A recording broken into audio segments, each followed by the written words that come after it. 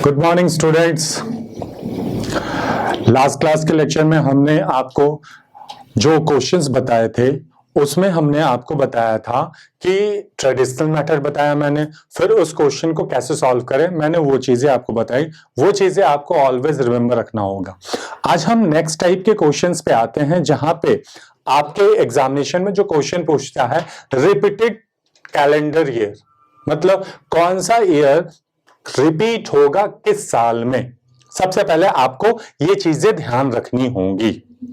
जैसे आपके सामने क्वेश्चंस पूछे जाते हैं कि 1993 का कैलेंडर ईयर किस ईयर में रिपीट होगा। ध्यान दीजिएगा, सबसे पहले आपसे क्वेश्चन पूछा गया सिमिलर कैलेंडर ईयर क्या होगा। जैसे कि 1993 का कैलेंडर ईयर किस ईयर में रिपीट होगा। रिपीटेशन मतलब कि अगर 1 जन 1993 मंडे है तो वो भी साल मंडे से स्टार्ट होगा। ये चीजें आपको ध्यान रखनी होंगी। वो भी साल कहां से होगा, मंडे से, यानी डेट और डे ऑलवेज सेम होंगे। लीप ईयर का रिपीटेशन ऑलवेज लीप ईयर में होगा, नॉर्मल ईयर का रिपीटेशन नॉर्मल ईयर। इसे बनाने का सबसे इजी वे क्या है, इसे आप 4 से डिवाइड कर दे। ध्यान दे, इसे आप 4 से डिवाइड कर दे और डिवाइड करने के बाद चेक करें रिमाइंडर 1 आ रहा है, 2 आ रहा है, 3 आ रहा है या 0 आ रहा है। ये चीजें आपको ध्यान रखने की बात हो। किसी भी ईयर का रिपीटेशन पूछा जाए तो सिंपली आपको ध्यान रखना है हम उसे 4 से डिवाइड करें। अगर 4 से डिवाइड करने के बाद रिमाइंडर हमारा 1 आया या 2 आएगा या 3 आएगा या 0, क्योंकि इससे ज्यादा रिमाइंडर आ नहीं सकता। 0 का मतलब वो क्या होगा, लीप ईयर, कंप्लीटली डिविजिबल होगा और हमेशा यही चीजें रिपीट होंगी।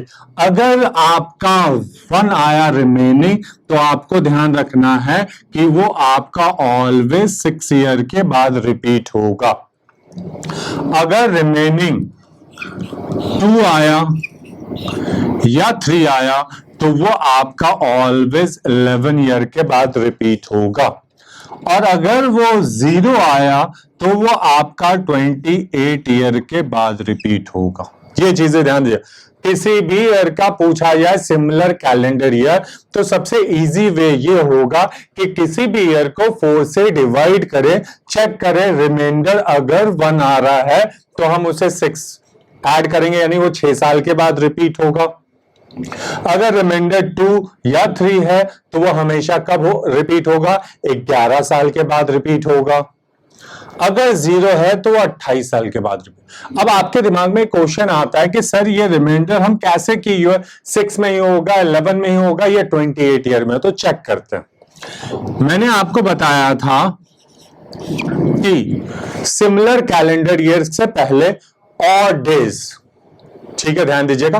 तो एक नॉर्मल ईयर में ऑड डेज कितने होते हैं, 1, और लीप ईयर में ऑड डेज कितने होते हैं, 2। जहां पे भी इनका सम 7 आ जाए सिमिलर कैलेंडर ईयर होगा। जैसे देखो 93, हम स्टार्ट करते हैं, ऑड डेज 1, 94 1, 95 1, 1996 2,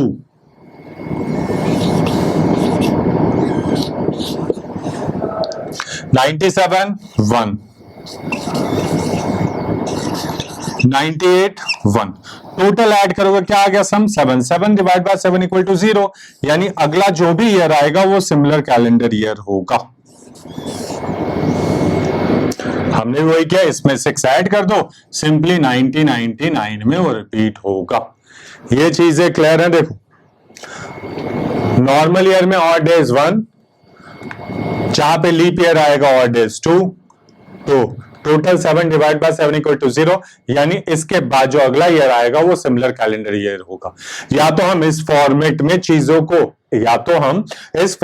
चीजों को हम करें या सिंपली हम चेक करें कि किसी भी ईयर का कैलेंडर ईयर की बात करें तो डिवाइड बाय क्या होगा, 4। अगर रिमाइंडर 1 आया तो उसमें 6 ऐड कर देंगे। अगर रिमाइंडर 2 आया या 3 आया तो 11 साल में रिपीट होगा, या अगर 0 आया तो 28 साल में रिपीट होगा। ये चीजें क्लियर है सबको, ध्यान दीजिएगा यहां पे, क्लियर है, ठीक है। जैसे मान लो कोई भी ईयर हम लेते हैं, 1972 या ऐसा लें 1942, तो ये लीप ईयर तो नहीं है, नॉर्मल ईयर है, तो इसे हम 4 से डिवाइड करेंगे। डिवाइड करने के बाद रिमाइंडर क्या आएगा? 0। 0 का मतलब 1942 को में 11 ऐड कर दो, 1953 में होगा। ये चीजें क्लियर है। अगर आपसे पूछा जाए कि 2003 का कैलेंडर कब रिपीट होगा, तो 2003 बोला तो इसको 4 से डिवाइड करेंगे, क्या आएगा रिमाइंडर? 3। 3 का मतलब 11 साल, तो 2003 में 11 ऐड कर दो, 2040। क्लियर है सबको? इसका स्क्रीनशॉट ले ले, मैं आगे प्रोसीड करता हूं। अब ध्यान दीजिएगा, ध्यान देने वाली बात यह होगी कि अब इसके बेस पे क्वेश्चंस कैसे करें। जैसे मान लो हमने आपके सामने दिया 90, 94, 2008, 1972, 1672, ये हमने 4 क्वेश्चन दिए हैं। अब इसको सॉल्व करते हैं। सबसे पहले अगर हम इस क्वेश्चन की बात करें, इसे हमने 4 से डिवाइड किया, रिमाइंडर क्या आएगा? 2। अब रिमाइंडर 2 आया तो 2 रिमाइंडर आता है तो कितने साल के बाद? 11। तो 1994 में 11 ऐड कर दो, 2005 में रिपीट होगा। तो 94 का कैलेंडर किस कैलेंडर ईयर में रिपीट होगा? 2005 में। अगर हमने इसे 4 से डिवाइड किया तो रिमाइंडर क्या आएगा? 0, क्योंकि 8 कंप्लीटली डिविजिबल है, तो 0 का मतलब वो क्या होगा? 28 साल के बाद। तो 2008 में 28 माइनस प्लस कर दें 36 में, 2036 में रिपीट होगा। क्लियर है? अब ध्यान दीजिएगा, इसको हमने 4 से डिवाइड किया तो ये कंप्लीटली डिविजिबल हो गया ना, ये हमारा कंप्लीटली डिविजिबल, तो ये भी क्या होगा? 28 साल में रिपीट होगा। 1972 में 28 ऐड करेंगे, 2000।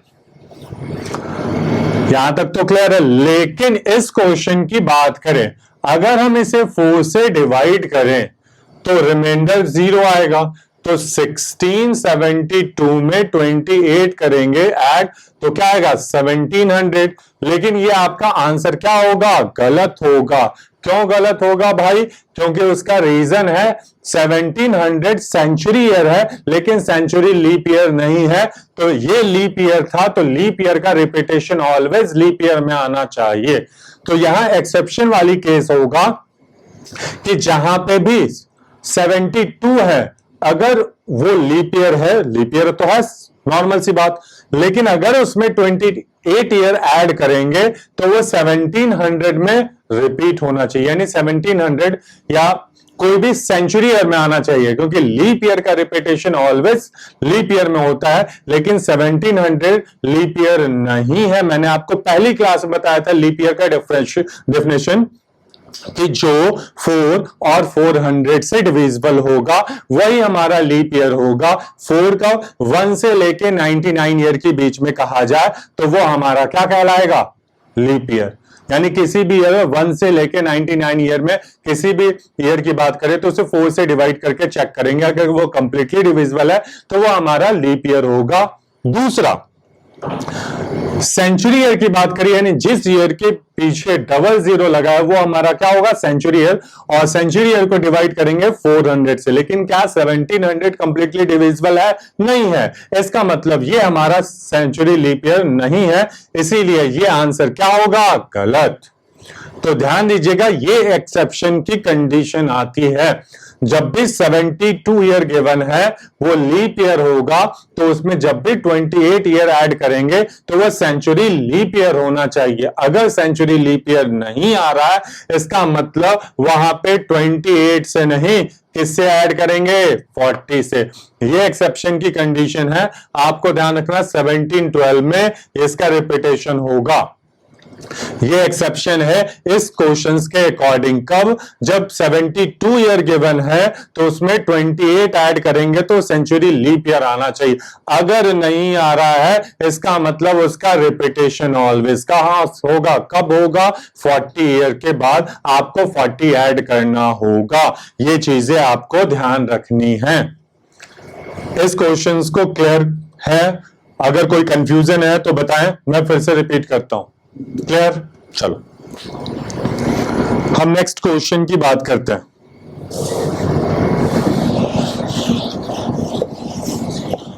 ये एक टाइप का क्वेश्चन है जहां पे एक्सेप्शन की कंडीशन आएगी, आपको वो चीजें ध्यान रखना होगा।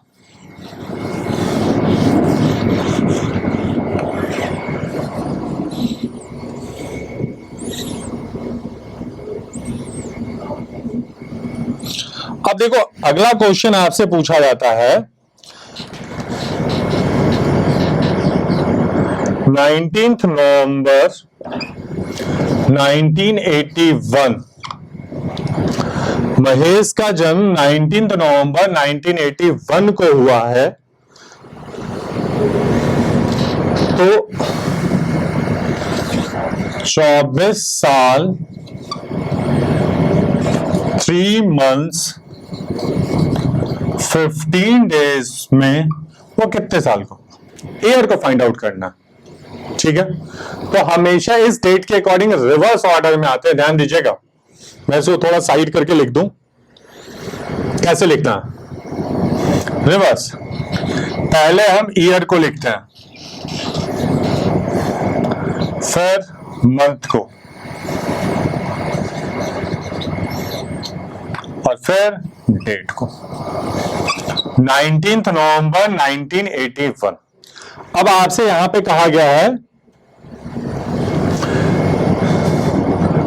24 साल 3 महीने 15 दिन। ऐड करो भाई, सबसे पहले साल को ऐड करते हैं। ये 50 2005। क्लियर? अब 11 + 3 कितना होता है भाई? 14। तो 14 का मतलब 1 साल से ज्यादा। ध्यान दीजिएगा, 1 साल से ज्यादा। ठीक है, तो यहां पे 12 को माइनस किया तो क्या आ गया? 2। 1 साल का मतलब इसमें +1 करेंगे हम, ये क्या होगा? 2006। क्लियर? अब इसको ऐड करते हैं, इन दोनों को ऐड करेंगे। ध्यान दीजिएगा, इन दोनों को ऐड करेंगे, क्या आएगा? 34 डेज का कोई मंथ होता है क्या? नहीं होता है ना। अब यहां देखो, सेकंड मंथ कौन सा होता है? फरवरी। अब फरवरी या तो 28 का होगा या 29 का होगा, ये चीजें क्लियर। 2006 जो है वो आपका लीप ईयर तो है नहीं, नॉर्मल, यानी 28 डेज। तो इसमें 28 डेज माइनस करो तो टोटल क्या आएगा? 6। अब 28 का मतलब फरवरी क्रॉस कर गया ना, तो 1 यहां पे आएगा क्योंकि एक मंथ हो गया, तो ये क्या होगा? 2000। अब आंसर क्या आएगा? 6 मार्च 2006। 6 मार्च 2006 ये हमारा आंसर आएगा। एक बार चेक कर लो, फिर से मैं रिपीट करता हूं।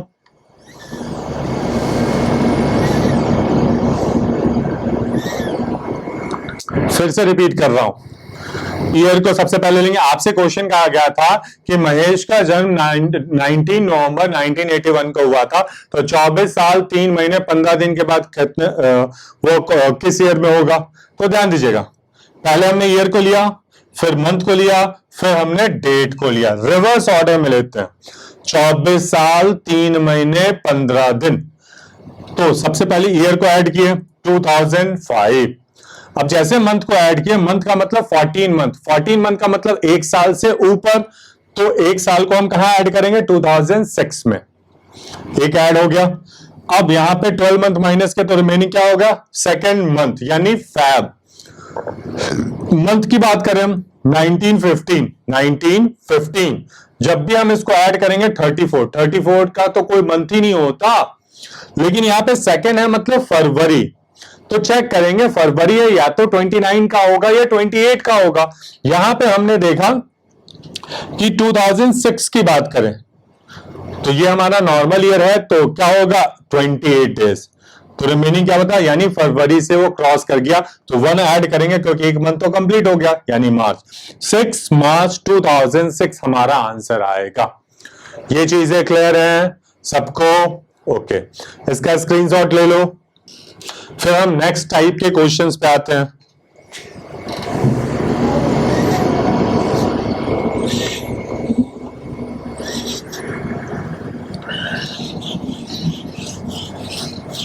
सेम इसी टाइप का क्वेश्चन है, वो आपको सॉल्व करना है। क्वेश्चन कहा गया, रमेश का जन्म 25 नवंबर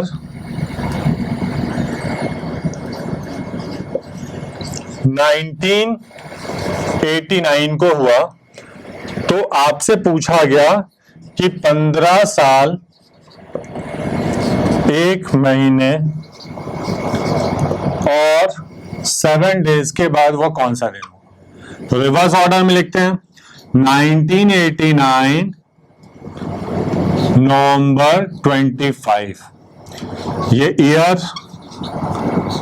मंथ और डेट, इसको रिवर्स में लिखे 15/01/07। ठीक है, इन दोनों को ऐड करो भाई, क्या आएगा 2004। ठीक है, अब इसको ऐड किया तो 12 का मतलब दिसंबर मंथ। दिसंबर मंथ कितने को होता है 31। जब इन दोनों को ऐड करें तो क्या आ जाएगा 32 का तो कोई मंथ ही नहीं होता, इसका मतलब एक दिन ऐड हो गया, इसमें 31 माइनस करो तो क्या आएगा 01, यानी डेट क्या होगा उस मंथ का 1। 30 ऐड हो गया तो यहां पे क्या होगा 1, तो 13 का मतलब क्या होगा 12 यहां आ गया, एक इधर यहां पे ऐड हो गया 2005, और ये क्या हो जाएगा 01। तो 1 Jan 2005 हमारा आंसर आएगा।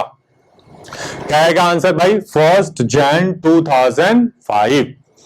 ये चीजें क्लियर हैं सबको? चेक कर लो। ठीक है, इसका स्क्रीनशॉट ले ले। हम नेक्स्ट टाइप के क्वेश्चन पे आते हैं।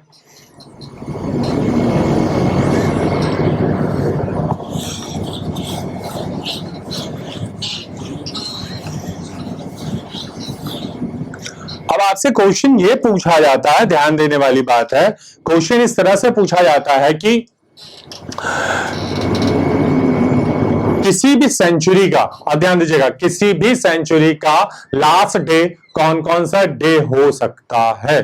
तो मैंने आपको स्टार्टिंग में बताया था, ध्यान दीजिएगा, मैंने आपको स्टार्टिंग में बताया था किसी भी सेंचुरी का लास्ट डे, तो हमने आपको बताया था सेंचुरी कोड और डेज में। ठीक है, 100 ईयर फर्स्ट सेंचुरी में और डेज क्या होगा 5।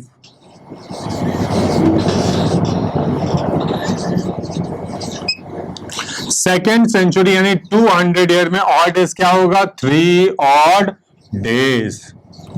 ये चीजें हमने आपको पिछले वाले वीडियो में बताया था। 300 ईयर में 1 ऑड डेज और 400 ईयर में ऑड डेज क्या आएगा 0। अब स्टार्टिंग में जो हमने आपको बताया था कि हमारी फर्स्ट सेंचुरी का, फर्स्ट ईयर का, फर्स्ट मंथ का फर्स्ट वीक कहां से स्टार्ट होता मंडे से, तो मंडे को क्या माना था 1। वैसे ही अगर आप देखोगे तो 5 क्या होगा फ्राइडे, 3 क्या होगा भाई वेंसडे, 1 क्या होगा मंडे और 0 क्या होगा सैटरडे, 0 क्या होगा संडे। यही बताया था। ठीक है, इसके अलावा कौन कौन सा डे बचा भाई ट्यूसडे, थर्सडे एंड सैटरडे। ये 3 डेज ऐसे होंगे जो किसी भी सेंचुरी का लास्ट डे नहीं हो सकता। इस बात पे आपको ध्यान रखना होगा, किसी भी सेंचुरी का लास्ट डे कभी भी नहीं होगा। कौन कौन सा डे लास्ट डे हो सकता है? फ्राइडे, वेंसडे, मंडे और संडे। ये 4 डेज ऐसे होंगे जो किसी भी सेंचुरी का लास्ट डे होगा, लेकिन ट्यूसडे, थर्सडे और सैटरडे लास्ट डे नहीं होगा। इस बात पे क्वेश्चन पूछा जाता, वह कौन कौन सा ऐसा दिन है जो किसी भी सेंचुरी का लास्ट डे नहीं हो सकता? ऑप्शन इन तीनों में से कोई होगा, या तो ट्यूसडे गिवन होगा, या थर्सडे, या तीनों गिवन होंगे। उसके अकॉर्डिंग आपको आंसर देना होगा। ठीक है। सेकेंड टाइप का क्वेश्चन इसी में पूछा जाता है कि वह कौन कौन सा ऐसा डे है जो किसी भी सेंचुरी का फर्स्ट डे नहीं हो सकता। अब यहां पे ध्यान दीजिए, देने वाली बात ये होगी, हमने ये तो निकाल लिया, इसको रफ करने की जरूरत नहीं है।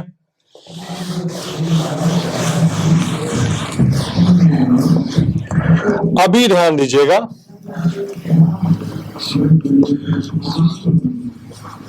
फर्स्ट सेंचुरी की बात करें हम, तो हमने बताया था हमारी जो पहली सेंचुरी उसका जो फर्स्ट डे होगा वो क्या होगा? Always Monday. और उस सेंचुरी का लास्ट डे अभी हमने निकाला था, क्या था? फ्राइडे। ठीक है। सेकेंड सेंचुरी का फर्स्ट डे, फ्राइडे के बाद अगला दिन क्या आएगा? सैटरडे। और उसका लास्ट डे अभी हमने आपको बताया था 3 का मतलब वेंसडे। थर्ड सेंचुरी का फर्स्ट डे, और वेंसडे के बाद क्या आता है? थर्सडे। और उसका लास्ट डे 1 का मतलब मंडे। और फोर्थ सेंचुरी ईयर का फर्स्ट डे ट्यूसडे। और उसका लास्ट डे क्या होगा भाई? बताओ? 0 का मतलब संडे। अब हमारा किसी भी सेंचुरी का फर्स्ट डे मंडे हो गया, सैटरडे हो गया, थर्सडे हो गया और ट्यूसडे हो गया। तो ध्यान देना, बचा कौन? Wednesday, Friday and Saturday. ये 3 डेज ऐसे होंगे जो किसी भी सेंचुरी का फर्स्ट डे नहीं होगा। इस बात पे आपको ध्यान रखना है। वेंसडे, फ्राइडे और सैटरडे, ये 3 डेज ऐसे होंगे जो किसी भी सेंचुरी का फर्स्ट डे नहीं होगा। इसे नोट कर लें।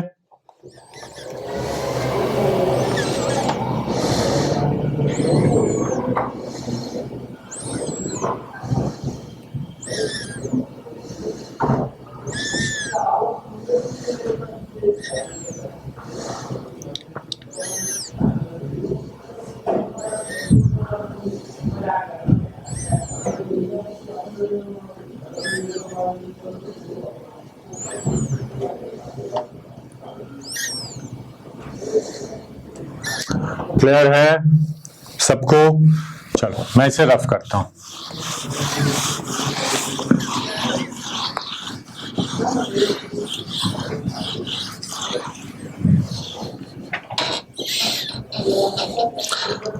अब देखो, आपसे क्वेश्चन यहां पे ऐसे पूछा जा सकता है, मान लो एक क्वेश्चन मैं फिर से रिपीट करता हूं, ठीक है?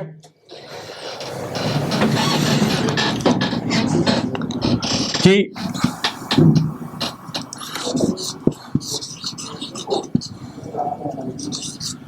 अप्रैल 2005 में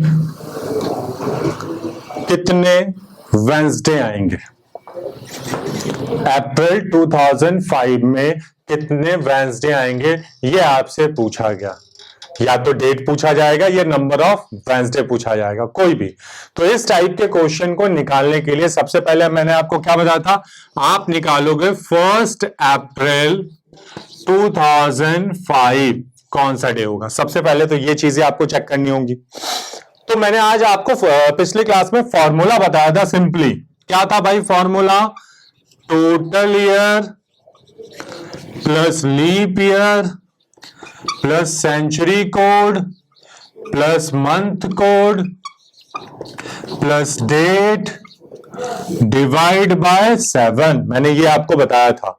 अब टोटल ईयर क्या हो गया 5 प्लस सेंचुरी कोड 2000 तो सेंचुरी लीप ईयर तो 6 प्लस सॉरी इसमें लीप ईयर क्या होगा 01। 2005 है तो एक 4 आएगा। उसके बाद हम आते हैं सेंचुरी कोड 2000 का सेंचुरी कोड क्या होगा 6 प्लस मंथ कोड तो अप्रैल का तो मैंने बताया था जनवरी फरवरी मार्च अप्रैल मई तो 14402 तो यहां पे क्या है अप्रैल का 0 प्लस डेट क्या है भाई 1st ऐड करो और डिवाइड करो। देखो भाई 5 6 6 6 12 एंड 1 13 को 7 से डिवाइड किया रिमाइंडर क्या आएगा 6 और 6 का मतलब हमारा क्या आएगा भाई सैटरडे। तो ध्यान दीजिएगा 1 अप्रैल 2005 हमारा क्या आ गया सैटरडे। अब यहां से हम सिंपली कैलकुलेट करेंगे। अब सैटरडे के बाद जब वेंसडे की बात करें तो वेंसडे कब आएगा भाई ठीक है तो वेंसडे कब आएगा ध्यान दीजिएगा Sunday Monday Tuesday and Wednesday तो ये 1 2 3 4 5 वेंसडे हमारा क्या है 5। जब वेंसडे 5th को है तो हर 7th डे सेम रिपीट होता है 12। अगर इस दिन वेंसडे है तो इसमें 7 ऐड कर दो वेंसडे फिर 7 ऐड करेंगे वेंसडे और फिर इसमें 7 ऐड करेंगे क्या आएगा 26। तो आंसर क्या आ गया 4 और डेट पूछा जाए तो 5 12 19 26 ये 4 डेज होंगे जिस दिन वेंसडे होगा। यानी आपसे क्वेश्चन पूछा गया था अप्रैल 2005 में किस किस डेट को वेंसडे होगा तो वो 5th होगा 12th होगा 19 होगा और 26 होगा। इसे आप नोट कर लें।